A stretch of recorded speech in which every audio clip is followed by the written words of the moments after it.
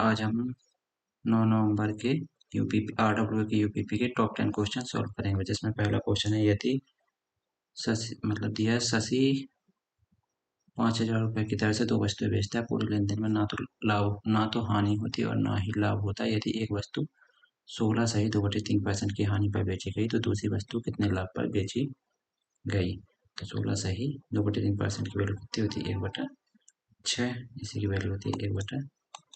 ठीक है, तो फर्स्ट वस्तु का सीपी से एसपी का रेशियो सीपी एसपी यानी सीपी यानी 6 था तो एसपी 1 कम यानी 5 था, तो कितने का 1 का लॉस था इधर। ठीक है, और दोनों को 5,000 की तरह से बेचेगा, यानी इसका मतलब है दोनों का एसपी सेम है। तो दूसरी वस्तु के लिए इसका भी रेशियो निकालेंगे तो ये 5 तो होगा, एसपी सेम है तो, और यहाँ पे 1 की हानि हुई तो यहाँ पे 1 का लाभ हुआ होगा, यानी सीपी की तरह होगा, इससे 1 कम यानी 4। तो सीपी, अब सीपी पे 1 का लाभ तो 1/4 गुणा 100%, तो ये आ गया कितना 25%। पहली वस्तु का 25% का लाभ। दूसरा क्वेश्चन, 432 विद्यार्थी वाले एक स्कूल में लड़के और लड़कियों की संख्या का अनुपात 5:4 है। जब स्कूल में कुछ नए लड़के लड़कियां दाखिल हो जाते हैं तो लड़कों की संख्या 12 और बढ़ जाती है तथा लड़कों और लड़कियों से अनुपात बदलकर 7:6 हो जाता है। बताइए कितनी लड़कियों ने दाखिला लिया। तो यहाँ पे पहले अपन को दिया गया है तो पहले संख्या निकाल लेते हैं। 5 4 9, तो ये 9 यूनिट की वैल्यू दी है अपन को। 9 यूनिट की वैल्यू दी गई है 432, 9 चौको 36, यहाँ 4 बार में कट गया, 9 चौको 36 और 7 9 8 72, एक यूनिट आ गया कितना 48। एक यूनिट अपन को 48 पता चल गया। तो लड़के कितने निकले, बॉयज कितने निकले पहले 5 यूनिट, तो 8 5 40 और हाँ 4 5 और 5 चौको 20 4 24। लड़कियां गर्ल्स कितनी निकली, शेष लड़कियां हो गई, या गुणा कर लो 4 से, 4 8 32 की, तो 4 चौको 16 3 19। ठीक है, अब इसमें कह रहा है कि 12 लड़के शामिल हो जाते हैं, तो 12 लड़के शामिल हो जाते हैं, लड़कियां पता नहीं है, कुछ लड़कियां भी दाखिल होती है, लड़कियां मान लिया कि एक्स हो जाती हैं दाखिल, बराबर अनुपात हो जाता है 7:6। तो हो जाएगा कितना 252 बटा 192 प्लस एक्स बटे 7/6। 7 से इसको काट दो, 7 दिया 21 और 4 7 6 42, तो यहाँ पे आ जाएगा 6 से 216, तो एक्स बराबर आ जाएगा 216 माइनस 192, तो 4 2 24 हो जाएगा आंसर। तीसरा क्वेश्चन है, दो उम्मीदवारों के बीच एक चुनाव में एक को कुल वैध मतों का 63% प्राप्त हुआ यदि डाले गए कुल मत 84 व 87 50 थे। 87 50 थे, तो कुल मत थे 87 50 थे। यदि कुल मतों का 20% अवैध, तो कितने 20% अवैध, तो 80% वैध, 80/100 घोषित किया गया। तो अन्य उम्मीदवार को बी को वैध मतों की संख्या, तो ये हुई वैध मतों की, अगर वैध मतों का ए को कुल वैध मतों का 63% मिला है तो टोटल वैध मत होंगे 100%, तो बी को कितना मिला होगा 37%। तो यहाँ पे ये 37% निकाल दो, 37 बटे 100, 1 0 2 0, तो 1 0 2 0। ठीक है, यहाँ से 25 4 से 4 में और 4 25 100, 25 से 25 दिया 75 और 12 25 175, 25 25 दिया 75 25 25 पंचे 125 है, तो 25 दिए 75 और 25 पंचे 125, तो 35 दूनी 70, यानी 37 गुणे 70, तो 0 का 0 77 49 की 9 हाथ लगी 4 7 21 और 4 5 2590। क्वेश्चन नंबर 4 है, एक बेलन का संपूर्ण पृष्ठीय क्षेत्रफल 40 92 और इसके आधार का व्यास 21 सेंटीमीटर। बेलन का आयतन का 50%। आयतन का फॉर्मूला क्या होता है, पहले से संपूर्ण पृष्ठ का फॉर्मूला लगाओ, क्या होता है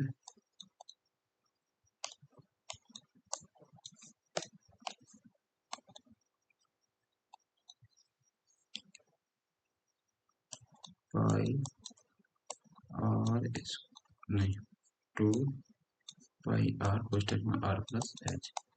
संपूर्ण कोष्टक का फॉर्मूला ये बताइए, इसकी बराबर दी गई है 40 92, तो 2 पाई, पाई की जगह 22/7, और की जगह अपन को दिया गया कितना 82 है, तो और होगा 21/2, 21/2 इंटू आर की जगह 21/2 प्लस एच बराबर 40 92।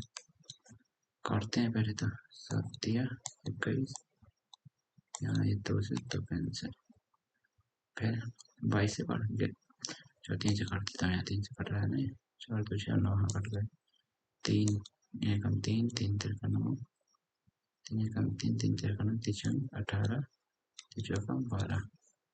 अब ठीक है, 11 से भी 22 से काटता हूँ, 22 से काटता हूँ, 22 पंचे 122 छक्का 100, 22 छक्का 100 72 22 दूनी 44 62 बार में कट गया, तो एच बराबर आ जाएगा 62 माइनस 21/2, तो 62 दूनी 124 में से 21 घटा दो, 124 में से 21 घटाएगा तो 103/2 एच दिया गया। अब यहीं से मैंने यहाँ से अपन को निकालना है वी, तो पहले तो बी बराबर निकालना, क्या होगा बी बराबर कौन होता है पाई आर स्क्वायर, एच होता है इसका 50% निकालना है, 1/2 से और गुणा करते हैं, ठीक है 50% 1/2 होता है, तो वी की जगह सबसे पहले यहाँ पर कर देते हैं, तो कहा जाएगा 22/7 आर की जगह 21/2, जो कि 21 थे तो 21/2 का होल स्क्वायर इंटू एच की जगह 103/2 इंटू 1/2 इसका, चलो सबसे पहले 2 से काटते हैं, 2 से 11 बार में कट जाएगा, तो 11/7 मल्टीप्लाई 21 गुणे 21/4 बने 8 इंटू 103, 7 दिया 21 3, ठीक है 3। अब इसका गुणा कर लेते हैं पहले, किसका, इसका कर लेते हैं, 21 का कर लेते हैं, इसमें तो आसान और इजी हो जाएगा ना, 21 का कर लेते हैं पहले इसमें, तो 21 दिया 63, इसमें कर लेते हैं 21 का, तो यहाँ पर लिख लेते हैं 21 दिया 63, 21 एकम 21 गुणे 3 रह गया, गुणे 11 रह गया, बटे में 8 रह गया, तब इसका इसमें कर लेते हैं 3 तिरका 9 तिरछंक 3 तिरका 9 तिरछंक 18, ये 1 हासिल रहेगी, 1 3 एकम 3 1 4 3 दूनी 6 गुणे 11/8, 11 से गुणा करना है तो आसान है, यहाँ से 11 से भाग किस में देना है, 11 का भाग देना है नहीं, 11 का गुणा करना 8 से भागते हैं, पहले 11 से गुणा करते हैं, तो 11 से गुणा करना 9 के 9 और 11 9 9 8 17 की 7 हासिल रहेगी 1 8 4 12 और 1 13 हासिल रहेगी 1 6 4 10 11 6 4 10 11 हासिल रहेगी 1 6 7, इसमें भाग देना है अपन को 8 से, तो 8 दे देते हैं, 8 64 64 बार गया, तो यहाँ पे 10 64 7 8 64 फिर से 8 64 8 9 72 9 बार में जाएगा, 8 9 72 यानी 8 9 72, यहाँ पे 8 9 72 9 बार जाएगा तो 1 बचेगा, फिर 7 8 2 16 फिर 1 बचेगा, तो फिर 9 8 2 16 यानी आंसर आ गया इसको लगभग में, अभी दिसंबर में और कटेगा लेकिन आ गया इतना 89.8922, ठीक है, तो आंसर हो गया। अगला क्वेश्चन बहुत है, 30 मीटर गुणे 22 मीटर माप के एक आयताकार पार्क में 2 मीटर चौड़े 2 फुटपाथ हैं, एक उत्तर से दक्षिण और दूसरा पूर्व से पश्चिम, और वे दोनों एक दूसरे को पार्क के मध्य में काटते हैं, यदि मार्ग बनाने की लागत 15 प्रति वर्ग मीटर हो तो मार्ग निर्माण की कुल लागत करना चाहिए, कोई दिक्कत नहीं है, इसको लगाते हैं। ऐसा है कि एक इस तरफ से इस तरफ का आयत है, इसमें एक इस तरफ से रास्ता है 2 मीटर चौड़ा, एक इस तरफ से, तो अपन को इसका वो निकालना है। इसका एरिया का फॉर्मूला सीधा होता है जब अंदर बना हो, तो एरिया फॉर्मूला होता है कि एरिया बराबर होता है, रास्ते का एरिया बराबर होता है एक्स। एक्स मतलब जितने मीटर का ये रास्ता है, ठीक है, एक्स एल लंबाई प्लस बी माइनस एक्स, ये फॉर्मूला होता है सीधा सीधा। तो एक्स बराबर हम कितने दिए, तो एल कितनी दी गई 30 और बी कितनी है 22 माइनस 2। तो यहाँ पे 2 इंटू यहाँ पे निकालेंगे, तो 2 20 30 20 50, तो 50 गुना 100 वर्ग मीटर या मीटर स्क्वायर आ गया। और इसमें कह रहा है कि 1 वर्ग मीटर मतलब यदि मार्ग बनाने की लागत 15 प्रति वर्ग मीटर, तो 100 मीटर बनाने में कितना लगेगा, इसमें 15 से गुना कर दो, 1500 आंसर हो गया 1500। अगला क्वेश्चन, 15 सेबों का क्रयमूल्य 10 सेबों के विक्रय मूल्य के बराबर होगा। 12 सेबों पर छूट 4 सेबों पर होने वाले लाभ के बराबर है। लाभ प्रतिशत और छूट प्रतिशत के बीच प्रतिशतता बिंदु अंतर कितना है। ठीक है, और ये क्वेश्चन है, यानी लाभ निकालना है पहले, फिर छूट निकालना है, लाभ परसेंट निकालना है, छूट परसेंट, दोनों का डिफरेंस निकालना है। तो 15 सेबों का क्रय मूल्य यानी 15 का सीपी बराबर 10 का एसपी के बराबर है। तो यहाँ से पहले अपन सीपी से एसपी निकाल लेते हैं। सीपी से एसपी, सीपी से एसपी का कितना 10/15, या फिर इसी को कह सकते हैं 5 दूनी 10 5 दिया 15 2/3। यहाँ से लाभ प्रॉफिट परसेंट कितना होगा, यानी 1 का लाभ है यहाँ पे, 1 का किस पे सीपी पे, तो 1/2 प्रॉफिट परसेंट यहाँ से कितना निकलेगा 1/2 बराबर 50%। प्रॉफिट परसेंट आ गया 50% डिस्काउंट के बाद। क्या कह रहा है 12 सेबों पर छूट 4 सेबों पर होने वाले लाभ के बराबर है, यानी 12 से 12 डी 4 के 4 सेबों के पी के बराबर है। तो यहाँ से डी अपन पी के आ गया, तो 4/12, तो 4 एकम 4 4 दिया 12 3। ठीक है, तो यहाँ पे देखो लाभ 3 है, यहाँ पे लाभ 3 दिया है, यहाँ पे लाभ 1 ही हो रहा था। अगर इसको 3 बनाना है तो इनमें दोनों में गुणा कर दो। ठीक है, क्योंकि अपन पे यहाँ से एम पी निकालना है, एम पी तभी निकलेगा जब अपन को एस पी मिल जाएगा। तो यहाँ पे अगर प्रॉफिट 3 है तो यहाँ पे 1 है, तो इसको 3 बनाने के लिए तो ऊपर नीचे 3 से गुणा किया हो जाएगा, 3 दूनी 6, यानी सी पी 6 और 3 का 9, एस पी 9, एस पी 9, तो एस पी 9, तो एम पी क्या होगा, 1 का 1 डिस्काउंट हो जाएगा, तो एम पी हो जाएगा यहाँ से एम पी हो जाएगा 9 1 10, क्योंकि 1 का डिस्काउंट दिया 9 1 10। तो छूट परसेंट क्या हो जाएगा, 1 की छूट, तो 1 की छूट 10 पे इंटू 100%, तो ये हो जाएगा कितना, डिस्काउंट परसेंट कितना हो जाएगा, यहाँ से कट जाएगा तो 10% आ जाएगा। इन्हीं दोनों का डिफरेंस निकालना था कितना है, तो इन्हीं दोनों का डिफरेंस है अपन को 40%।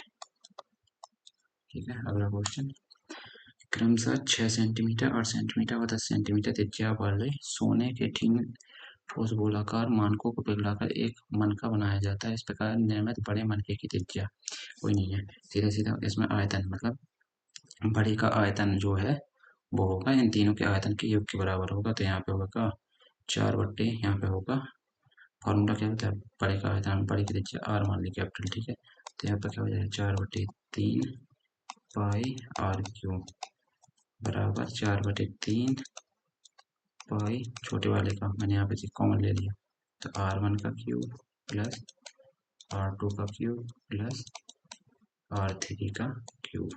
तो 4/3 से 4/3 कट जाएगा, कैपिटल R का क्यूब हो जाएगा, पहले के लिए 6 6 का हो जाएगा 216 प्लस 8 का हो जाएगा 512 प्लस 10 का हो जाएगा 1000। तो यहाँ से निकालेंगे तो जोड़ते हैं 6 2 8 0 8 और 1 1 2 0 2 5 और 1 6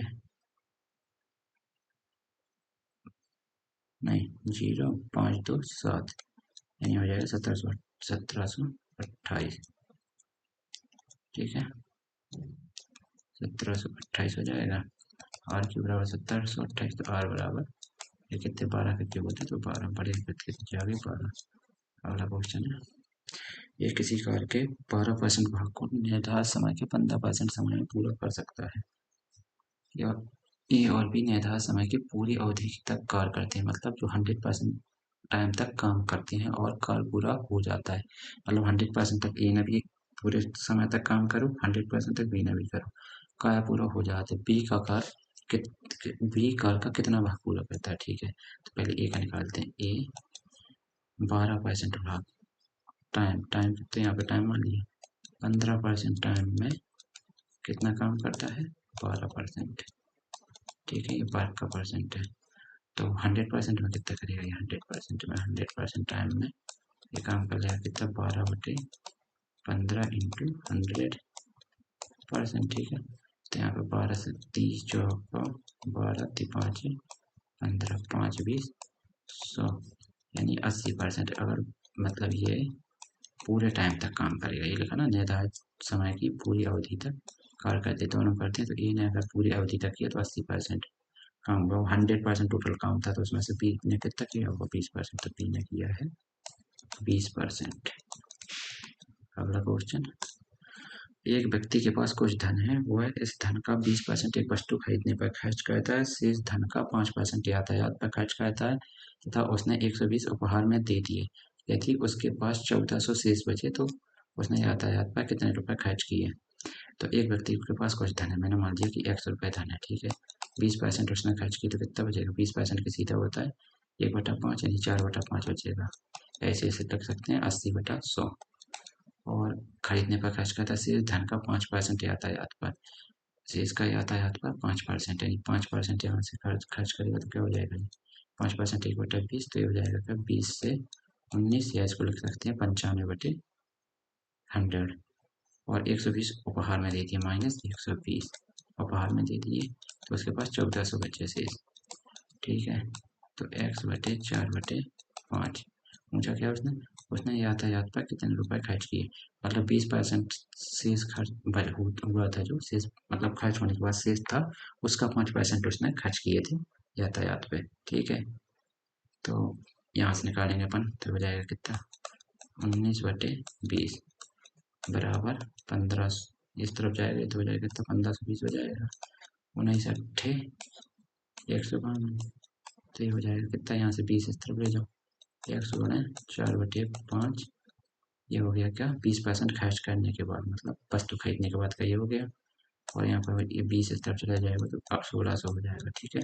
इसी का 5% उसने खर्च किया यातायात पर, तो इसका 5%, तो यहाँ पे 5% इसका, ठीक है। और यहाँ पे भी इसी का 5%, तो 5% 1/20 होता है, तो 1 0 यानी 2 से काटेंगे तो 8 2 8 16 80 रुपये उसने खर्च किया। नेक्स्ट क्वेश्चन, 10वां क्वेश्चन है, कोई व्यक्ति एक यात्रा 14 घंटे में पूरी कर सकता है। वह यात्रा का पहला 1/3 भाग 40 किलोमीटर प्रति घंटा की चाल से और शेष भाग 60 किलोमीटर प्रति घंटा की चाल से तय करता है। उसकी यात्रा की कुल दूरी कितनी है। एक्स मान के भी लगा सकते हैं, यूनिट लेके भी लगा सकते हैं। चलो मैंने मान लिया जैसे इसका और इसका 40 का और 60 का एलसीएम मैंने मान लिया टोटल दूरी है डी, दोनों की दूरी 120 हो गई, ठीक है।